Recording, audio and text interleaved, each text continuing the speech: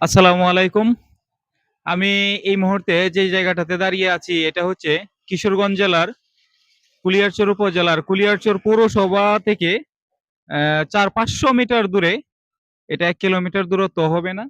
তো এই জায়গাটাতে আমি শুধু আপনাদেরকে একটু দেখাবো যে কুলিয়ারচর পৌরসভা থেকে ৫০০ মিটার দূরে পূর্ব গাইলকাটার যেই একটা মোড় রয়েছে, এটা হচ্ছে একদম কুলিয়ারচর উপজেলা থানার সামনে যে মোড়, এই মোড়টা। তো এই মোড়ের যে রাস্তার যে অবস্থাটা এটা শুধু আমি আপনাদেরকে দেখাবো এবং আমাদের যেই প্রশাসন আছে তাদের একটু দৃষ্টি আকর্ষণ করব। আর এখানে সবচেয়ে বড় যে সমস্যাটা এটা হচ্ছে এটা ড্রেনেজের সমস্যা। এখানে দুই পাশ থেকেই মানুষের বাড়িঘর, আর এখানে ড্রেনের কোনো ব্যবস্থা নাই। আর এই যে রাস্তাটা ভাঙার মূল প্রধান কারণ হচ্ছে মানুষের বাড়ি থেকে যে পানিগুলি নেমে আসে, এটা হচ্ছে মূল কারণ। তো আমি আপনাদেরকে রাস্তাটা একটু যদি হাঁটতে হাঁটতে একটু দেখাই, রাস্তাটা একটু দেখাও, সবাই দেখুক।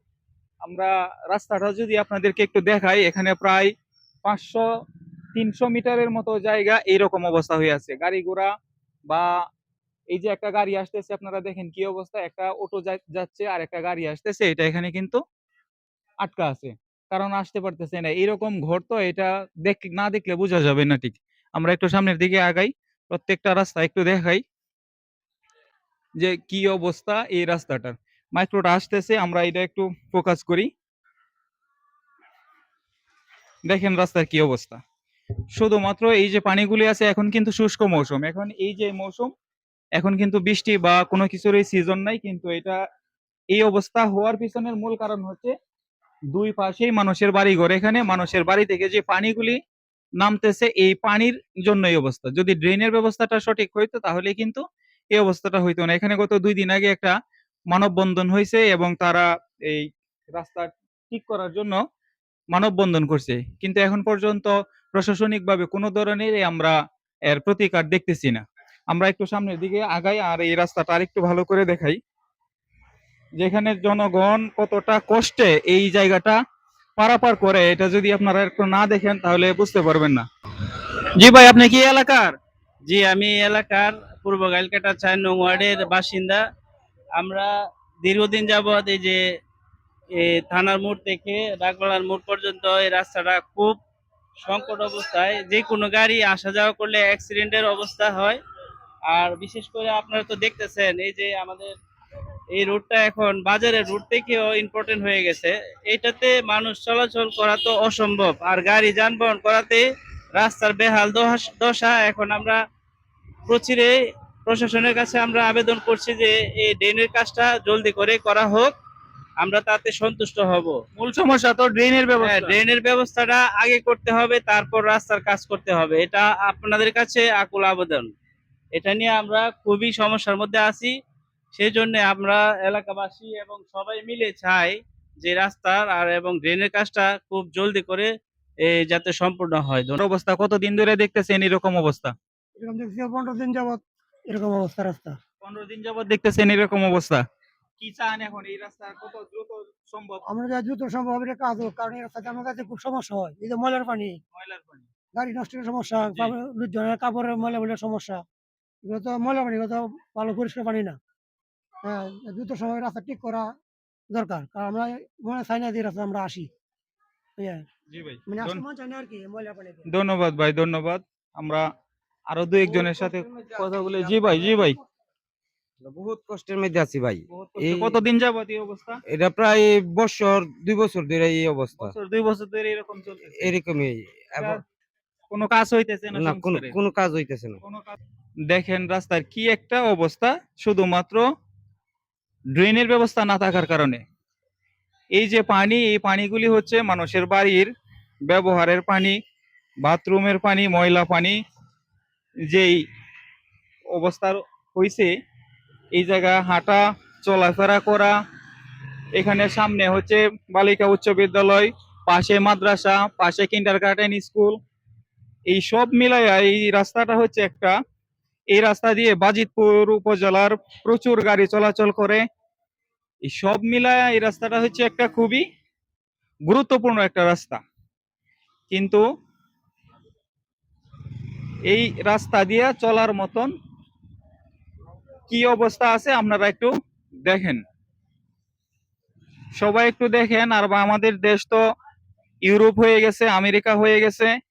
আমরা ইউরোপ আমেরিকার রাস্তাগুলি আপনাদেরকে একটু দেখাই। ভাই কি এলাকার? ভাই একটু বলেন, এই যে রাস্তার কতদিন যাবত এই অবস্থা বলেন। আমি বলি। আসসালামু আলাইকুম, আমি মোহাম্মদ তাজুল ইসলাম, স্থায়ী বাসিন্দা পূর্ব ক্যালকাটার। এখানে প্রায় দীর্ঘদিন যাবত আমরা এই সমস্যা ভুগতেছি। বিশেষ করে রাস্তা ভাঙে গেছে এবং আমাদের ড্রেনের ব্যবস্থা নাই। এখানে যাওয়ার ড্রেনের ব্যবস্থা ছিল, ড্রেন পাইপ দেয়া, যে বন্ধ পাইপটা হয়ে গেছে। একবারে ছোট পাইপ।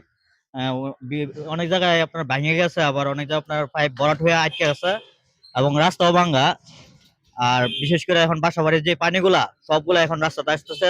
বৃষ্টির দিনে তো অনেক সমস্যা হয়, কিন্তু এখন বৃষ্টি ছাড়াও অনেক সমস্যা হচ্ছে। এখন তো আর বৃষ্টির সিজন না, বৃষ্টির সিজন, শুষ্ক মৌসুম। শুষ্ক মৌসুম, তারপরেও আপনার বাসাবাড়ির পানি নামার কোনো ব্যবস্থা নাই। যার কারণে বাসাবাড়ির সব পানি এখন রাস্তা নামছে।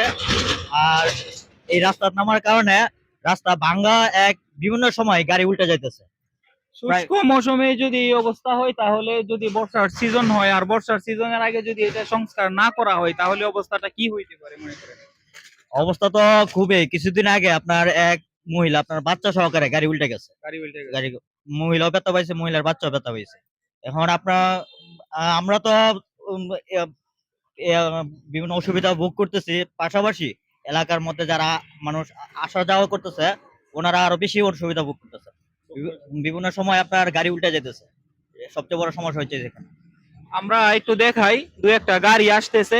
এই গাড়িগুলি এখানে কি পরিমাণ গর্ত আছে, এই গর্তগুলি আমরা একটু খেয়াল করি। আর এই রাস্তাটা হচ্ছে সবচেয়ে গুরুত্বপূর্ণ একটা রাস্তা, এবং এই রাস্তা দিয়ে বাজিতপুর উপজেলার সাথে বাজিতপুর, নিকলি, ইটনামিটা বইনের সাথে ভৈরব থেকে যোগাযোগ হয় এই রাস্তা দিয়েই।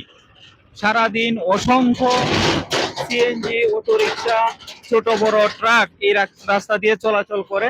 প্রত্যেকেরই অসুবিধা হইতেছে। অনেকেই এই কথা বলতেছে যে তারা নামাজ পড়তে পারতেছে না, কারণ এই যে পানিগুলি, এই পানিগুলি কিন্তু ভালো পানি না, এগুলি কিন্তু বৃষ্টির পানি না, এগুলি হচ্ছে সব মানুষের বাড়ি থেকে নেমে আসা টয়লেটের পানি, বাথরুমের পানি, এই বিভিন্ন ধরনের যত ময়লা পানি আছে, এই সব পানি হচ্ছে এইগুলি। অনেক গাড়ি উল্টে যেতেছে, মানুষ ব্যথা পাইতেছে, কাপড় চোপড় নষ্ট হইতেছে, এই অবস্থার মধ্যে দিয়ে চলতেছে। গত 2 দিন আগে এখানে একটা মানববন্ধন হয়েছিল এই রাস্তা নিয়ে। তারপরে এরকম এলাকাবাসী তেমন কোনো প্রতিকার বা সাড়া পাইতেছে না। এই জন্য আমাদের এই ভিডিওটা হচ্ছে একটা জনসচেতনতামূলক।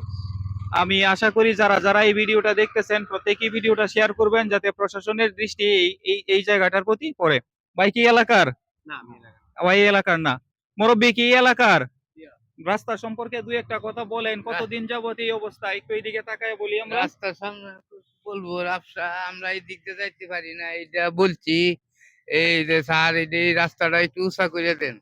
এই স্যারে এটা কন্ট্রাক্টরে কইছি এই উঁচা করে দিব।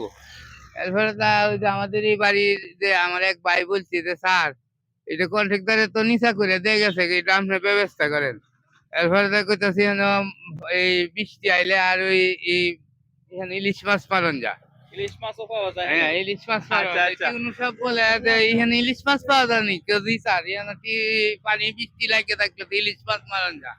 এখানে আপনার একটু ব্যবস্থা করেন। ওইটা আবার আবার আবার একবার আমি আবার বলবো মানে। আমরা একজন সিএনজি ড্রাইভার ভাইয়ের কথা শুনি। ভাই বলেন। রাস্তা ভাঙার কারণে আমার গাড়ির ট্যাঙ্কি ভাঙছে, বুঝছেন? ট্যাঙ্কি ভেঙে গেছে। হ্যাঁ। উল্টা পড়ছে না কোনো সময়? উল্টা পড়ছে না, এক গাড়ি পেস কি আরেক গাড়িতে আসে। আচ্ছা, আচ্ছা, ঠিক আছে ভাই। এক গাড়িতে আরেক গাড়িতে আসে ভাই। যারা যারা আমাদের এই ভিডিওটা দেখতেছেন, আমি আশা করি আপনারা সবাই ভিডিওটা একটু ভালো শেয়ার করবেন, যাতে প্রশাসনের দৃষ্টি পর্যন্ত পৌঁছায় আমাদের ভিডিওটা, যাতে আমরা এবং এই এলাকাবাসী, এই রাস্তা দিয়ে যারা চলাচল করে, দেশবাসী যাতে উপকৃত হই। ধন্যবাদ।